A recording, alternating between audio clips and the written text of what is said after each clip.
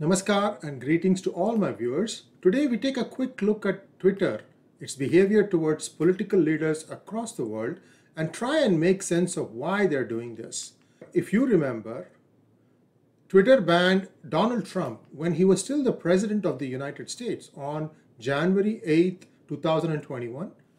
It was for 2 years to start with, but since then it has been made permanent. And then a few days ago, Twitter removed the tick mark, including the Vice President, Venkaiah Naidu, before restoring them again. No explanation was given whatsoever. And then on June 5th, they banned Nigeria's president. So what is really going on with Twitter? I mean, it's not just India that it is stomping on. It's acting as if it is more powerful than a country. Is it?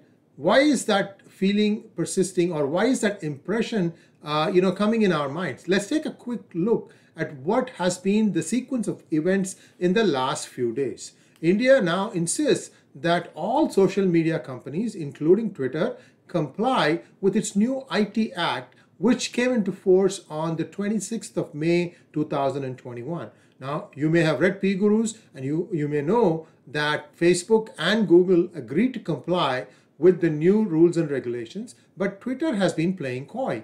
Are they or are they not? And if they do not, is the Indian government going to ban them?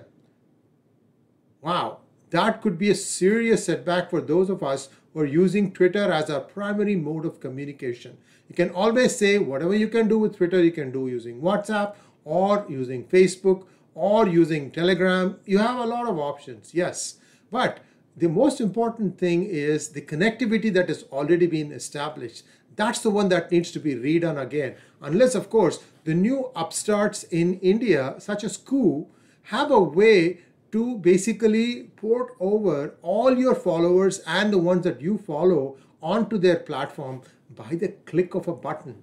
That would be amazing if that is even possible. But be that as it may, let's hope that Coup, with the funding that they've got of $30 million, are really, really hard at work doing just that. Because if they don't do that, they will not be able to grow fast.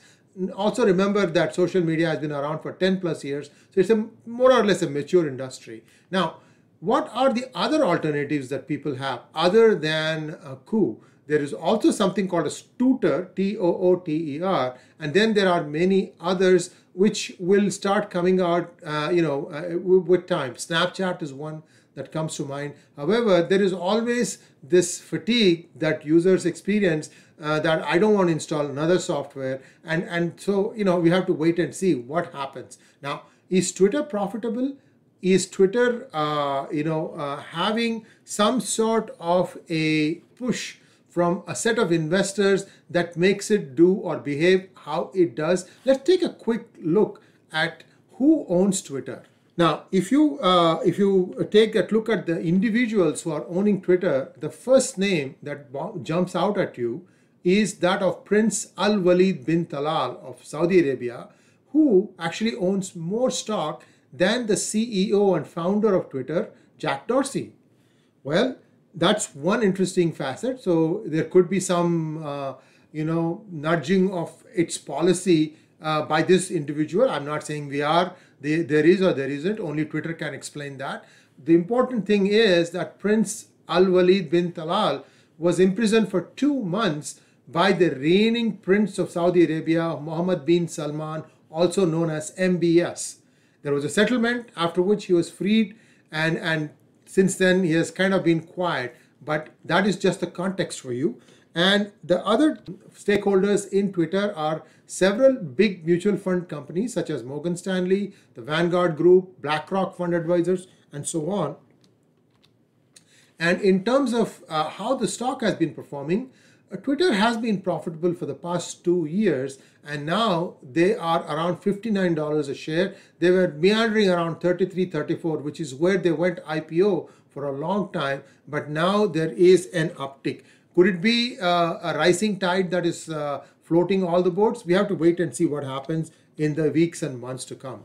However, it bears remembering that when Jack Dorsey visited India one time, there was this interesting picture of Jack Dorsey with some left loony journalists, activists, what have you, with saying smash Brahminical patriarchy.